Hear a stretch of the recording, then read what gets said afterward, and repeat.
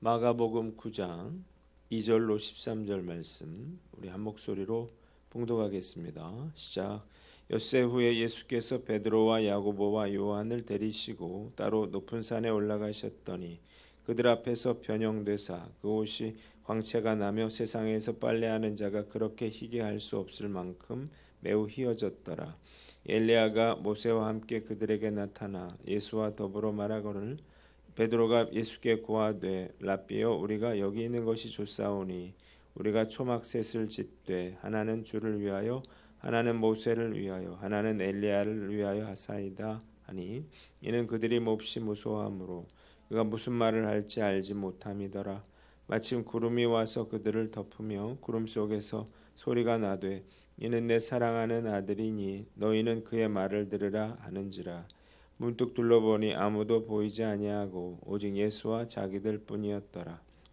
그들이 산에서 내려올 때에 예수께서 경고하시되 인자가 죽은 자 가운데서 살아날 때까지는 본 것을 아무에게도 이르지 말라 하시니 그들이 이 말씀을 마음에 두며 서로 문의하되 죽은 자 가운데서 살아나는 것이 무엇일까 하고 이에 예수께 묻자와 이르되 어찌하여 서기관들이 엘리야가 먼저 와야 하리라 하나이까.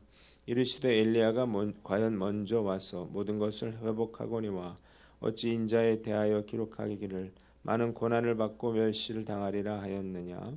그러나 내가 너희에게 이르노니 엘리야가 왔으되 기록된 바와 같이 사람들이 함부로 대우하였느니라 하시니라. 아멘. 오늘은 마가복음 9장 말씀을 가지고 변화산과 갈보리산 이런 제목으로 묵상 나눔하도록 하겠습니다. 한번 따라해 봅시다. 변화산과 갈보리산. 오늘 본문 세 부분으로 나눠서 생각해 보는데 먼저 2절로 6절 말씀이에요. 5절을 봅니다. 한번 따라해 봅시다. 우리가 초막셋을 짓되 주를 위하여 모세를 위하여 엘리야를 위하여 하사이다. 자, 베드로의 신앙 고백 그리고 고난과 부활에 대한 예수님의 첫 번째 예언이 있은 후 엿새가 지났습니다. 예수님은 베드로와 야고보와 요한만 데리고 기도하러 따로 높은 산으로 올라가십니다. 제자들은 예수님과 함께 기도하다가 깊은 잠에 빠져드는데 밝은 빛이 비치고 이야기 소리가 들려요. 그래서 눈을 떠보니까 예수님의 온몸에서 빛이 발하면서 광채가 납니다. 그리고 모세와 엘리야가 예수님과 함께 이야기를 하고 있는 거예요. 제자들이 넋을 잃고 이 광경을 쳐다보던 중에 모세와 엘리야가 사라지자 베드로가 예수님께 이렇게 말해요.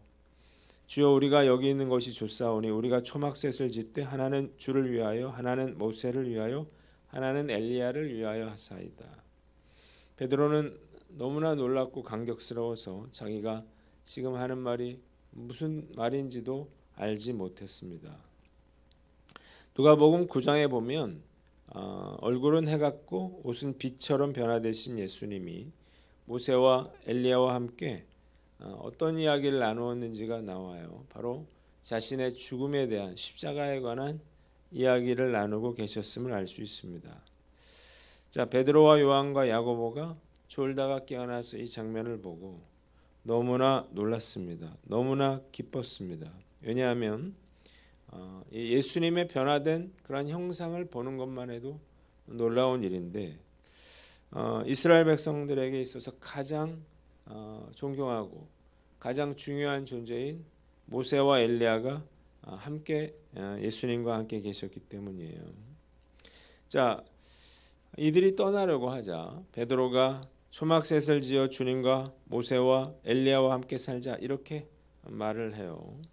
이렇게 이야기한 이유가 있습니다.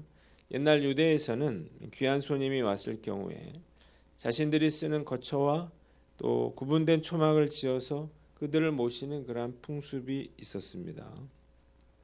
그래서 그들은 예수님과 모세와 엘리야와 함께 이곳에서 같이 살자고 제안을 했던 거예요. 베드로는 왜 예수님의 몸이 변화됐는지 또 왜 예수님이 십자가를 지셔야 하는지 그 이유를 전혀 알지 못했고 그냥 그 장면이 좋아서 여기서 함께 살자 그렇게 말하고 있는 것입니다. 한번 따라해 봅시다. 은혜 받는 것에 머무르지 말라. 우리가 은혜를 구하는 것, 기적을 구하는 것, 응답을 구하는 것, 뭐 체험을 하는 것 이런 건 잘못된 게 아니에요. 그러나 그런 것들이 목적이 된다든지 그런 것들에 머무는 것은 큰 잘못이라는 것입니다. 왜 변화산 사건을 경험하게 하셨는가요? 자, 예수님이 예루살렘에서 죽으셔야 한다고 했으니까 이 변화산 사건을 보고 그들이 잘 준비하고 예수님이 죽으시고 부활하시더라도 그들에게 맡겨주신 사명을 잘 감당하라는 거죠.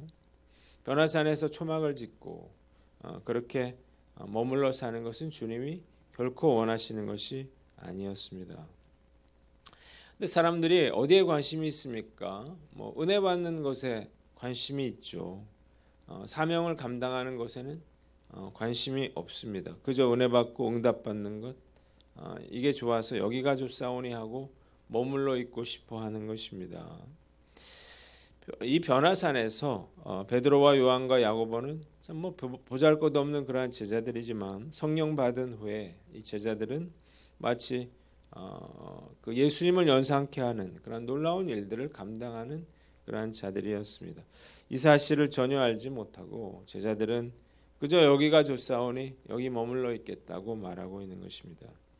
나는 어떤가 우리가 생각해 봐야 되겠죠. 그저 여기가 좋사오니 하고 그 자리에 머물러 있고 싶지는 않는가요? 변화하기도 싫고 또 사명 감당하기도 싫고 그저 그 자리에 머물러 있고 싶어 하지는 않는가. 베드로는 변화산의 베드로가 아니라 초대교회의 베드로여야만 했습니다. 오늘 난 어떤가 한번 살펴보고 자, 하나님이 나에게 주신 그런 사명은 무엇인가요? 저는 말씀을 묵상하면서 제가 하인교회를 섬기는 것이고 또 파주 지역의 영혼들을 구원하는 것이고 그리고 말씀으로 한국교회를 섬기는 것이고 세계 열방에 그리스도를 전하는 것이라는 생각을 해봅니다.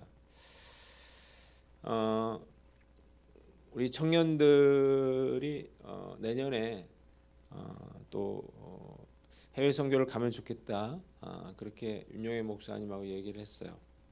그리고 우리 성도들은 좀 준비를 해서 내후년쯤에서 성지순례를 가면 어떨까 그런 생각을 그런 계획을 이제 세워보려고 하는데 우리가 우리에게 맡겨주신 그러한 사명과 비전이 있습니다. 우리가 이것을 잊지 않고 끝까지 우리가 사명 감당하는 저와 여러분들 되시기를 주님의 이름으로 축원합니다.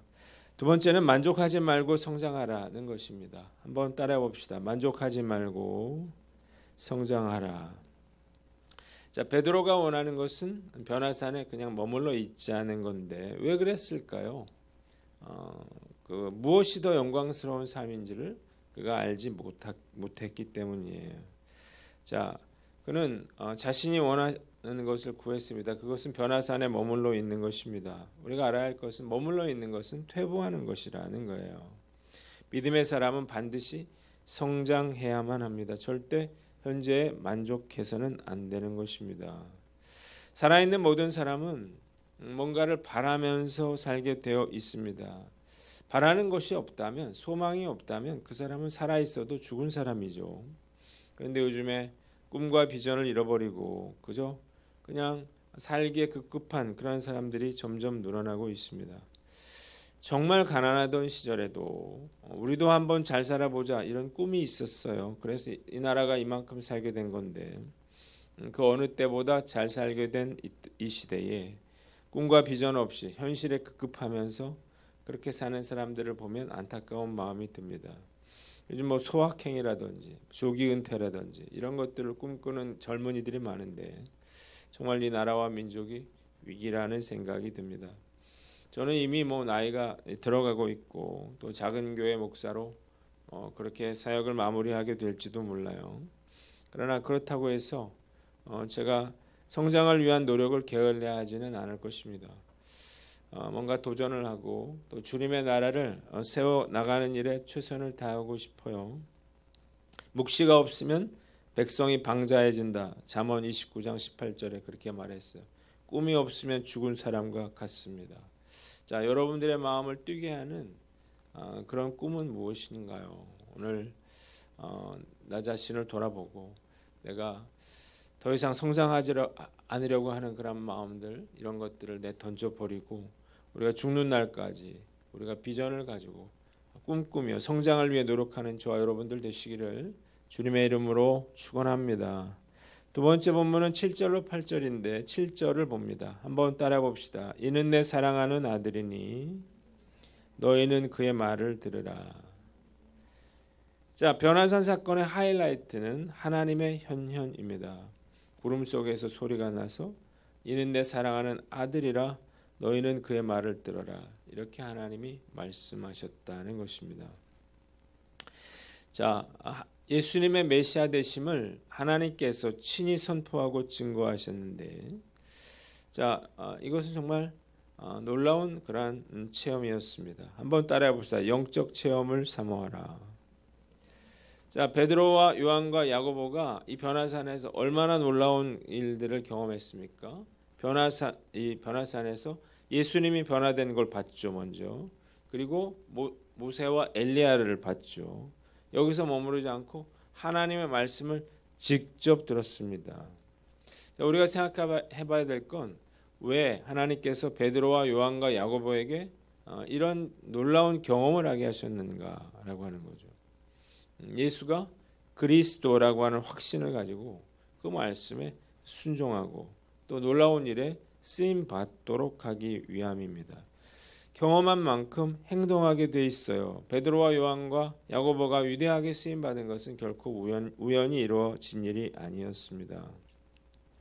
그래서 우리도 이런 하나님의 임재와 또 이런 영적 체험을 하는 것 정말로 중요합니다. 아는 만큼 순종할 수 있는 거죠. 작년에 에이즈베리 신학교에서 그런 엄청난 그런 부흥의 역사가 있었다 그러는데 저는 어떤 생각을 하냐면 그 당시에 있었던 젊은이들 또 학생들 이런 사람들이 그런 소망함을 가지고 있을 거 아니겠어요. 그런 부흥에 대한 열정, 그 자리에 있던 사람들이 앞으로 어떻게 쓰임 받을까 저는 그런 궁금함과 기대가 있는 것입니다. 제 딸을 비롯한 젊은 세대들이 이런 영적 부흥을 경험하지 못하는 것이 안타까운데 우리가 주님께서 한국교회에도 이런 놀라운 기름 부으심의 은혜를 부어주시기를 주님의 이름으로 축원합니다. 베드로와 야고보처럼 그렇게 주님을 위해 목숨까지 내어놓을 수 있으려면 이러한 독특한 영적 체험이 있어야 하는 것입니다. 우리가 다시 한번 주님께서 우리 한국교회에 이런 놀라운 은혜를 부어주시기를 주님의 이름으로 축원합니다. 마지막으로 9절로 13절인데 9절을 봅니다. 한번 따라해 봅시다. 인자가 죽은 자 가운데서 살아날 때까지는 본 것을 아무에게도 이르지 말라. 자, 예수님은 자신이 부활할 때까지는 본 것을 아무에게도 말하지 말아라 이렇게 말씀하십니다. 이유가 뭔가요? 변화산 사건을 잘못 해석해서 진리에서 멀어질까 염려하신 것입니다. 제자들이 예수께 묻습니다. 왜 율법 학자들은 메시아보다 엘리야가 먼저 와야 하느냐 이렇게 물어요. 그래서 예수님은 메시아보다 엘리야가 먼저 왔지만 기록된 대로 사람들은 그를 함부로 대하였다 이렇게 말씀하시는데 이것은 헤롯이 목베어 죽인 세례 요한을 가리켜 하는 말이었습니다. 한번 따라해 봅시다. 부활의 소망을 가져라. 변화산 위에서 발생한 예수님의 변형 사건은 십자가 순환 뒤에 있을 예수님의 영광스러운 부활을 예고함과 동시에 장차 성도들이 누리게 될 부활의 영광을 예시하는 것입니다. 예수님을 구주로 영접하고 그 뒤를 따르는 모든 성도들은 주님께서 재림하실 때에 예수님처럼 변화가 되어서 다시는 슬픔과 고통과 죽음을 맛보지 않는 영적인 몸을 덧입게 될 것입니다. 얼마나 놀라운 일인가요? 그리스도 안에 있는 자들은 그래서 힘들고 어려운 그러한 상황 가운데 있다라도 우리가 세상 사람들처럼 슬퍼하거나 낙심하지 않는 것입니다. 주님 다시 오시는 그날에 신령한 몸으로 다시 부활할 것을 믿으시기를 바랍니다. 나이를 먹고 세상을 살면 살수록 인생이 참 더덥구나 이런 사실을 깨닫게 되는데, 사실 돈도 명예도 성공도 참 부질없는 것이기 때문이에요. 왜냐하면 죽음 앞에서 아무것도 의미가 없기 때문이죠. 수많은 장례식을 치러본 저는 이 사실을 정말로 잘 알고 있습니다. 그래서 저는 주님께서 속히 재림하시기를 간절히 소망합니다. 내가 그런 영광된 모습으로 변화될 거라고 하는 것, 그 확신만 있다면 정말 주님의 재림이라고 하는 것이 얼마나 기쁜 일인가요? 사순절 기간입니다. 우리가 그 어느 때보다 예수님의 십자가를 깊이 묵상하면서 우리가 부활의 날을 소망하며 부활의 날까지 믿음으로 살아가는 저와 여러분들 되시기를 주님의 이름으로 축원합니다. 기도하겠습니다. 하나님 아버지, 부활의 소망으로 우리가 끝까지 사명을 감당케 하여 주시옵소서.